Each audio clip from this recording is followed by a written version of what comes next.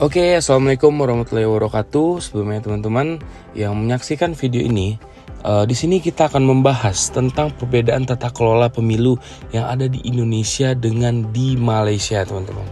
Baik, saya akan menjelaskan beberapa penjelasan yang ada. Di sini kita sebelum masuk ke pembahasan inti, kita akan membahas tentang sistem pemerintahan, teman-teman. Baik, dapat kita lihat di sini perbedaannya antara Indonesia dengan Malaysia. Di Malaysia itu sistem pemerintahannya memakai demokrasi berparlimen serta raja berpelembagaan, teman-teman. Nah, sedangkan Sri Paduka Baginda itu sebagai ketua negara dan Perdana Menteri sebagai ketua kerajaan. Berbeda dengan di Indonesia tadi, teman-teman. Di Indonesia memakai sistem pemerintahan presidensial.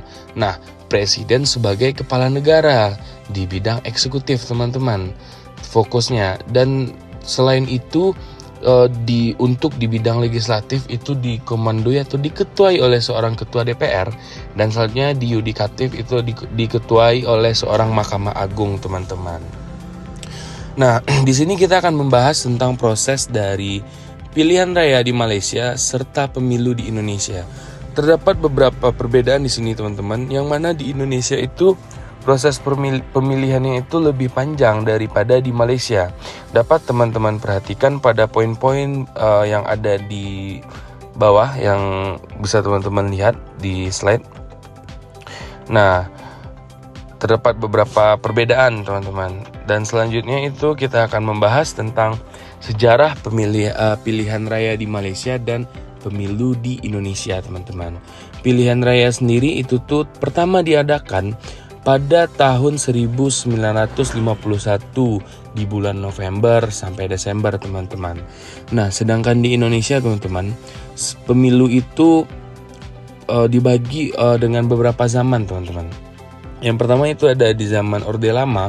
Pemilu itu sendiri diadakan pertama kali pada tanggal 29 September 1955, teman-teman.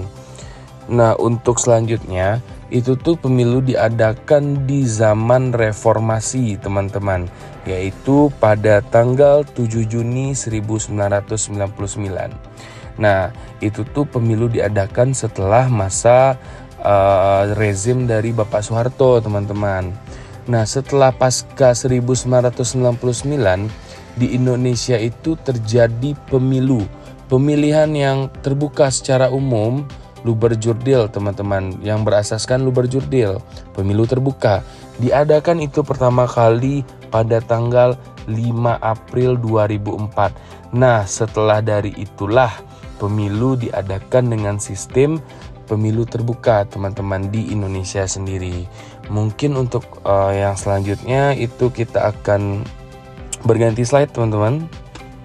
Terkait pembahasan selanjutnya yaitu terhadap penetapan pilihan raya dan juga penetapan pemilu. Perbedaan yang pertama itu terletak pada undian terbanyak, itulah yang akan menjadi pemenang. Namun di Indonesia sendiri untuk pemilihan presiden memakai sistem two round system, yang mana 50% plus 1 itu adalah pemenang. Yang kedua terletak pada seorang perwakilan mengikuti bahagian pilihan raya.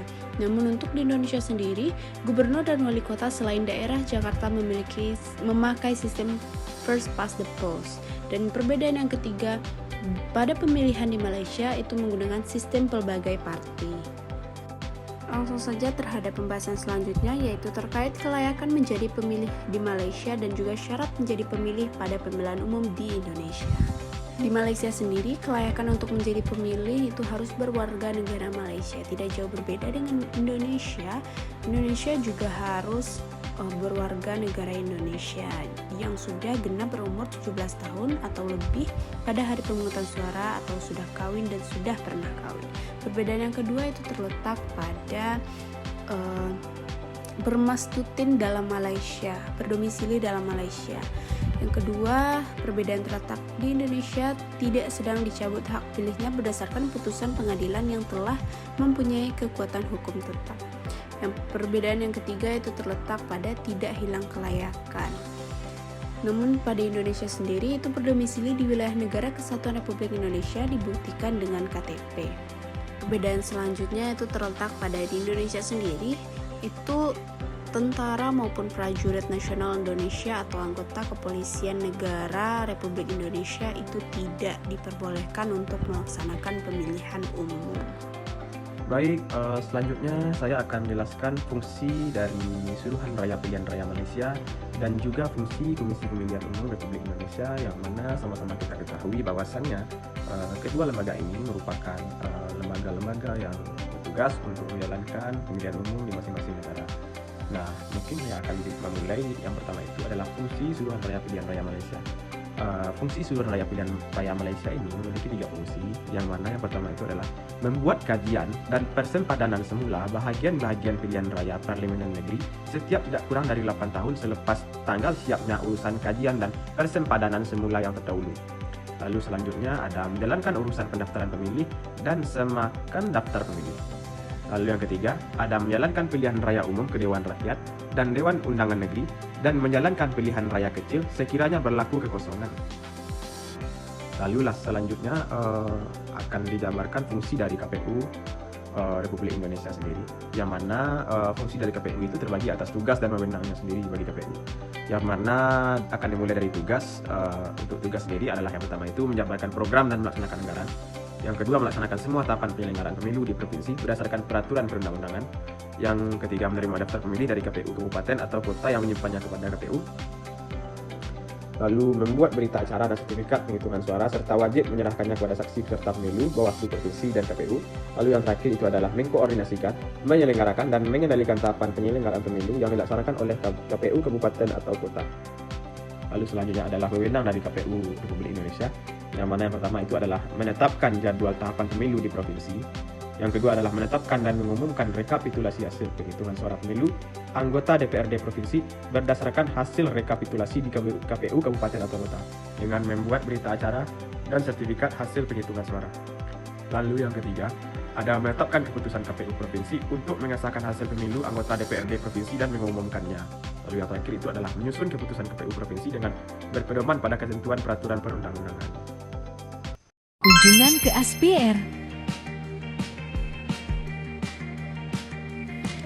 Jadi di sini kita sampai di Putrajaya. Putrajaya itu sendiri merupakan kawasan pusat perkantoran yang ada di Malaysia.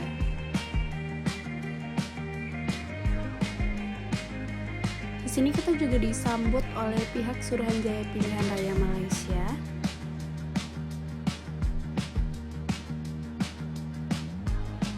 Dan untuk menuju ruang seminar kita melewati galeri-galeri mereka yang keren-keren yang berisikan informasi terkait proses pemilu di Malaysia.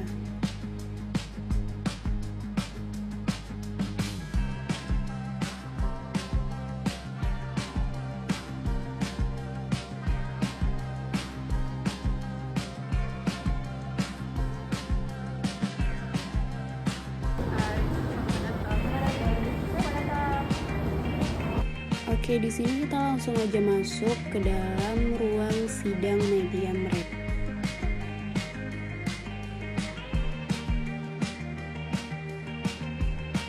Di sini juga ada teman-teman dari Ilmu Politik Universitas Andalas beserta dosen pendamping yaitu Bapak Fajri dan juga Kakak Tamrin. Selanjutnya itu juga ada sambutan dari Kepala SPR Malaysia.